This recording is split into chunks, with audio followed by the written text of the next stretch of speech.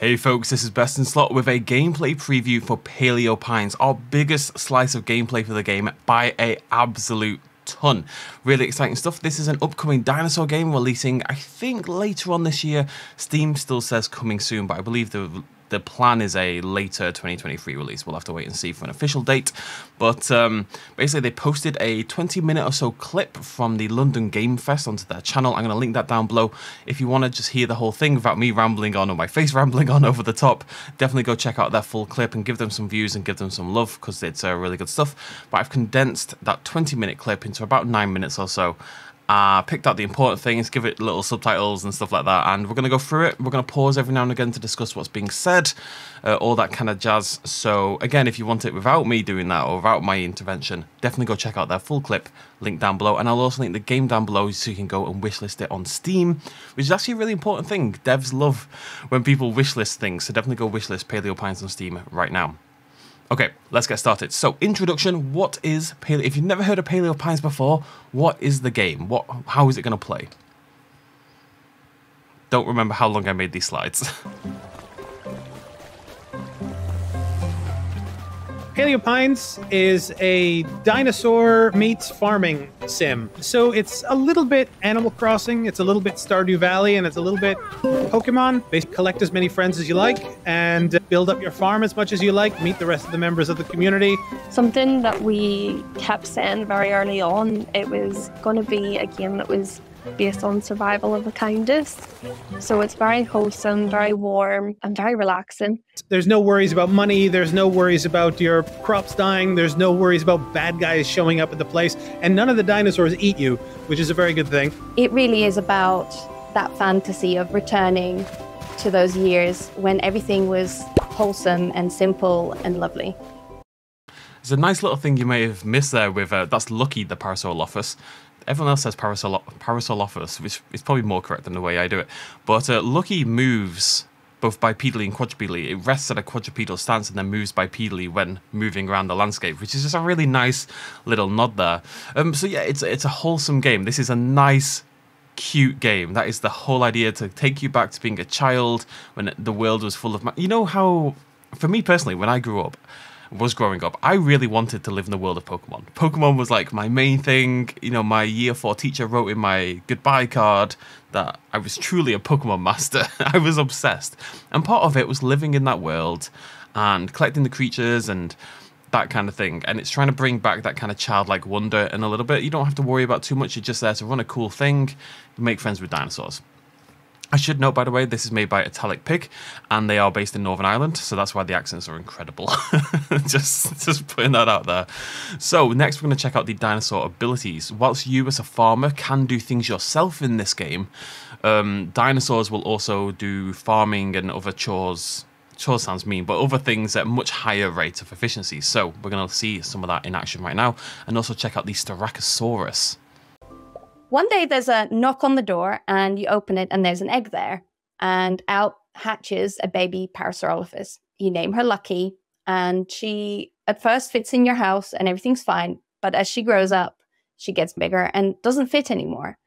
So you decide to move to a place called Paleo Pines, where there is plenty of stuff for all kinds of dinosaurs. So you arrive on the ranch on this cute little dinosaur. She is your steady state to begin with. We have set it up so that it's your first day in a new place on a new island. The ranch is in a bit of disrepair. You have come with your one trusty dinosaur steed. And from there, you meet member after member of the community who introduces you to each of the different gameplay elements. So, the Parasaurolophus that you saw there, the blue, stripy, adorable Lucky, is your starter dinosaur. That's how we're going to kick things off. You're about to see a whole bunch of species. You can just clock a Tyrannosaurus Rex there in the distance. We're also going to see the Therizinosaurus again, Styracosaurus, lots of exciting stuff. The game's got a really nice, cute art style. It's obviously quite, you know, it's not visually over the top. There's not loads of effects and lighting and stuff going on here, but it kind of lends itself into that cutesy kind of charm. It does feel like a 3D Stardew Valley kind of thing. So here we are on the ranch when you... Ranch is my favorite pronunciation. You start the day, you always start it from the same location, by your house. So the idea is you've slept, you wake up, and then you see all your adorable dinosaurs. You might want to check on the trough and see if there's enough food in the trough to feed them. You might want to have a look at the crops. Maybe some crops have grown. Maybe you want to harvest some. Maybe you need to water them.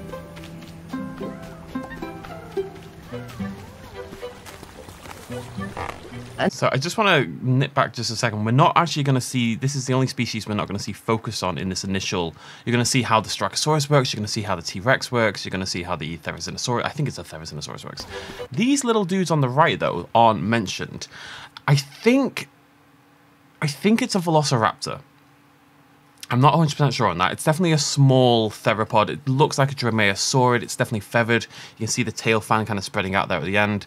It's feathered all the way down. You can see the head and the neck is a different color. I think it's a Velociraptor, but it isn't mentioned in the video, unfortunately, so I don't know for sure. But that is fun to speculate. We'll talk a little bit more about the raptor in just a minute. Let's see what the Styracosaurus can do. And there's just a whole lot of stuff that you can do on the ranch. Here we see a protagonist mounting a dinosaur and is about to use a skill. There we go, smashing those rocks. So this is a Styracosaurus, and they have the special skill of smashing. Every dinosaur in the game has their own set of skills. They have 2 that are specific to them, although there are multiple dinosaurs who can do smashing. There are multiple dinosaurs who can do, let's say, watering of plants, or in the case of the Styracosaurus, tilling of your soil to help you with farming. The combination of those skills really depend on the kind of dinosaur that it is. The speediest dinosaurs get sprinting, for example. So I just want to say that I love that, first of all, utilizing the dinosaurs in that way. You can farm yourself, you don't have to troll around for the dinosaurs, but if you're going to do a lot of tilling, go get your Styracosaurus. And I love how both of those things make sense for the Styracosaurus to do. And that's what I was thinking about with the Velociraptor. What mechanic would you have a Velociraptor do? It's quite a small dinosaur. It's probably got the sprinting mechanic that she just mentioned, but what else would a Velociraptor do? I could see it as like a, you don't want to use like a bug spray or something in this kind of environment. Maybe it could hunt down the insects or something like that. I don't know. Maybe it could scare away chickens. I don't have anything. Let me know what you think down below. What mechanic would a Velociraptor have? And how would it help your farm, basically? How would it help your ranch? Every dinosaur seems to have 2 abilities. So, yeah, there's definitely something else out there for the Velociraptor. Assuming it is a Velociraptor in a way. Could be a,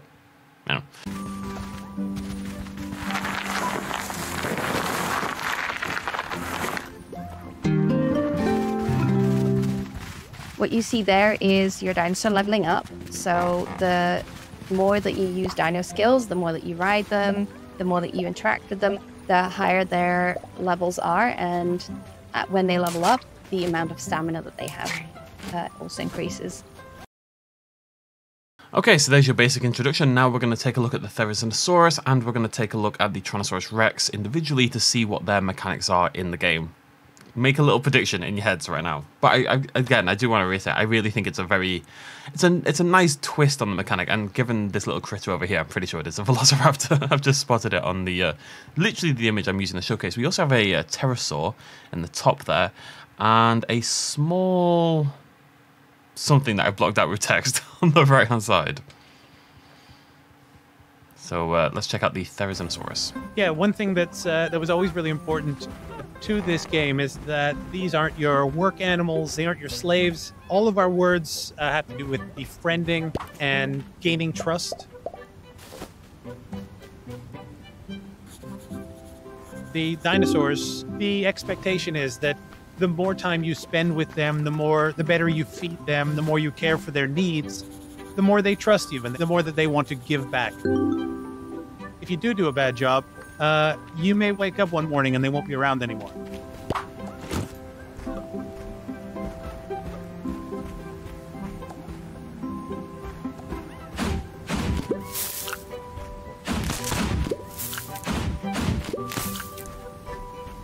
We felt that they were your friends, as opposed to mindless beings that serve you.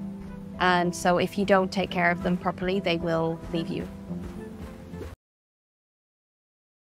So the Therizinosaurus, as you can see, can harvest your crops. It's got those long claws, as we've seen recently in Jurassic World Dominion, for example, and makes it very ideal to swoop down all your plants, gather them up. So again, a very logical inclusion for the Therizinosaurus, who I absolutely love the design of.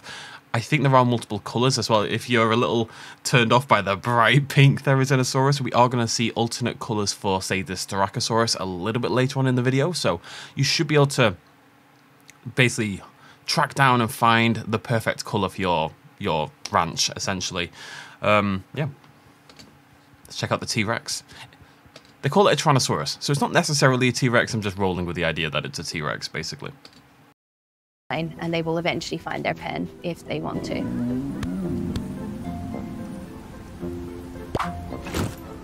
So here we are mounting a T-Rex.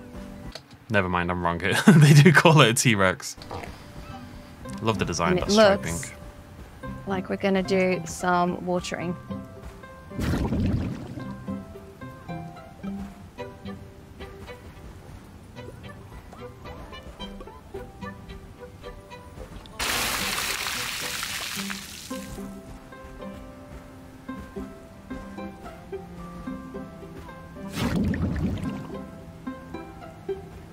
The human is able to do farming by themselves, but the real fun and adventure comes in when the dinosaurs start helping you out.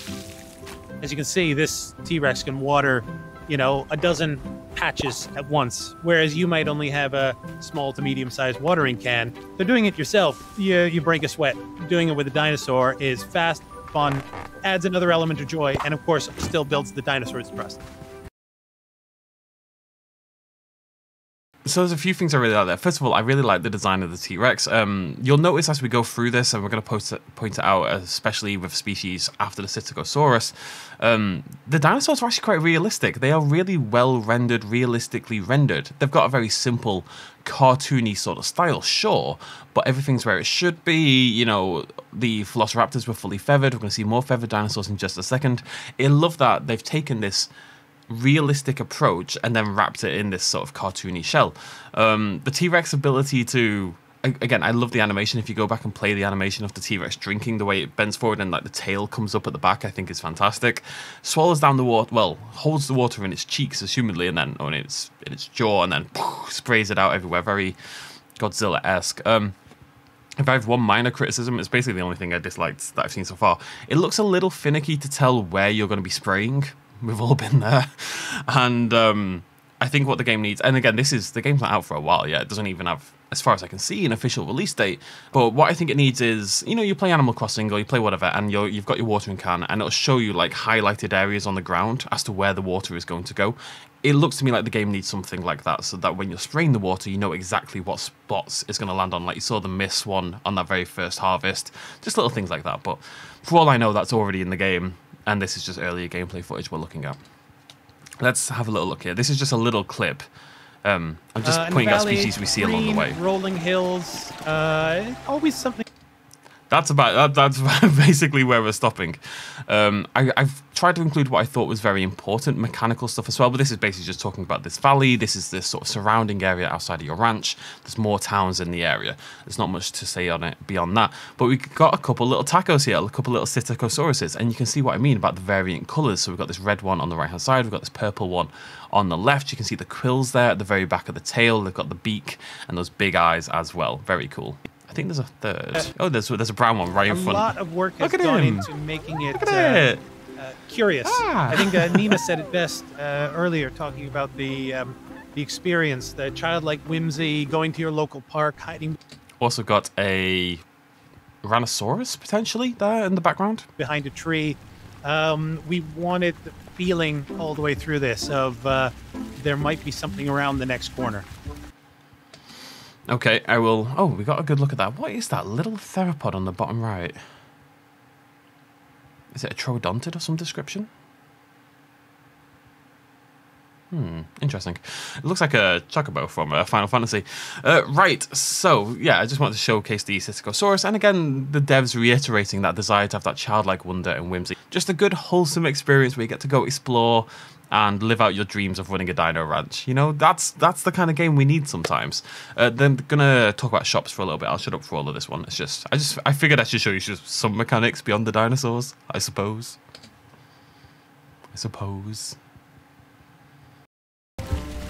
So we're chatting with Colin, who is the kind of the local shop that you get all your basics from, and you can sell your produce to.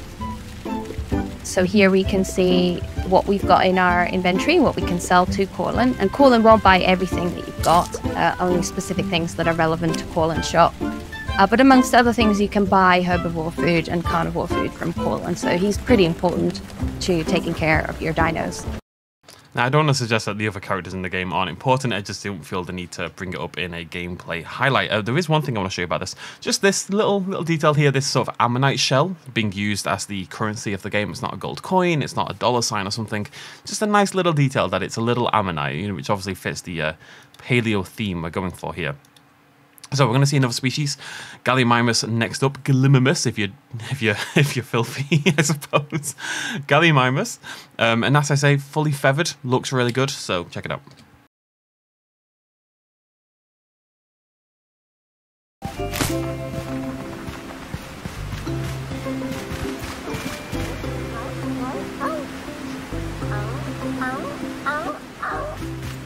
We just passed some Gallimimuses, and you could see that they have these colourful bubbles. And even multiple patterns on the back, seemingly. Bubbles coming out of their mouths. And that's kind of a visual representation of their friend zone and the way that they communicate. So that anybody, even if they might be deaf or have other hearing impairments, that they would still be able to play the game because they can visually register what a dino friend zone looks like. I thought that was important to include. I think especially with a game like this, one that has such a wholesome kind of approach and aesthetic, it's important that you're inclusive as possible and bring everyone in, because it would seem a bit weird if this was like mechanically very, very sort of hard for people to grasp when it's trying to be such a friendly sort of game. The Gallimimus look fantastic, and again, this is what I mean by the realism in that, yeah, sure, cartoony aesthetic, but they're fully feathered, really beautifully patterned, realistic looking Gallimimus if you kind of extrapolated it out into the full creature. Anyways, so you'll see during that scene the Gallimimus were sprouting these coloured bubble kind of things, and basically every dinosaur has this song, it sings seemingly, which is unique to each species of dinosaur. And in order to befriend the dinosaurs, you're going to feed them, and you're also going to sing that song back at them with like a flute kind of thing. It's kind of cute. We're going to check it out with the Styracosaurus now, and again, multiple colours of Styracosaurus, as we'll see in a second. So you can see the Styracosaurus is there in the distance, all communicating. And if you get close to them also, they will react to you, and they have different personalities, so they react in different ways. So it looks like the player here has just equipped the flute, so they can attempt to replicate what the dinosaurs are saying. And each time that they get it right, the dino gets a little bit closer. Success. Looks like we did it the right way. So we now enter the next stage of befriending a dino. We get the opportunity to figure out what flavors this particular dino likes. So pause there just for a second. If you look in the bottom right hand side, we've got this dino friend meter sort of thing, whereas if it goes too far to the left, it looks like it's going to fall asleep. If it goes too far to the right, it's going to sprint away. You're trying to get it right in the middle, and I'm assuming that's when you're going to be able to tame it. So we offer them I can't actually see what it is. That looks like a garlic maybe. And the dino didn't really like that, so you can see the reaction to that. And if you did then attempt to tame the dino with a pop-in, you'd want to avoid the flavors that that particular produce has. Okay, we're basically done. There's one more little species I want to show you, but this has been a good overview of. I think you've got a good feeling now for how the game will play out. You're going to go to your ranch. Hopefully, we haven't seen any of it, but there's decorations and stuff like that. You know, putting down paving, putting down fences. It does look like you'll be able to make your own little sort of enclosures for the dinosaurs, essentially little pens for them to live in. Go out, tame wild dinosaurs, bring them back, use their new abilities to expand your farming capabilities, keep growing the farm, plant new things, do quests for the locals, get to know the locals, learn their stories, stuff like that. If you've played this kind of game, obviously you've played this sort of thing before. I don't think there's anything too novel in a gameplay approach, but it's got a really nice aesthetic, and more importantly, it's the integration of dinosaurs into the wider world that's going to make this something cool for us who are into dinosaurs, basically. They've mentioned as well, although I cut it out, that actually we'll see it in just a second, but some of the NPCs have their own dinosaurs as well that you'll get to know, and their own personalities. There's one final species. I'm just going to bring it up on the screen now. I'll pause it again. I don't know if it's a Yutyrannus, basically. Pippin's from another part of the land. None of the other... Anyways, there it is on the right-hand side. Is it a Yutyrannus? It's definitely... Oh, it could be... based on the size, it's probably not, actually. It could be a Utahraptor, potentially. It looks more Dromasaurid now that I look at it up close. Anyways, yes, another really beautiful feathered dinosaur with the tail fan as well. We've got the wings, got the slight little mohawk in there at the back, the sprouting above the eyes. It looks fantastic. They all do. They're all really, really cool. And that's about it for me. There's really nothing else to add beyond this point. So that is Paleo Pines. That's our gameplay preview. Really excited about this game. We'll definitely be playing it on the channel when it releases. If we find out any big new pertinent information, I'll bring that to you. Maybe we'll do a roundup of every species we know about in the future, just before the game comes out, something like that. But it's nice to get something so entirely different. We don't have a dinosaur game like this in the world right now. So I love when we get variety like that. It's not yet another park builder. I know it's simulation and buildery, but it's not another park builder, it's not a first-person horror game, it's something entirely unique, and I think that should be celebrated. So, really excited for Paleo Pines. As I say, go wishlist it in the, I'll link it down below in the description. Go check out our original video for all the information without me prattling on over the top, probably a plus. And thank you for joining me. Throw me a like down below if you enjoyed the video, and I'll see you lovely folks very, very soon. Thanks for joining me, cheers, much love, as always, bye-bye.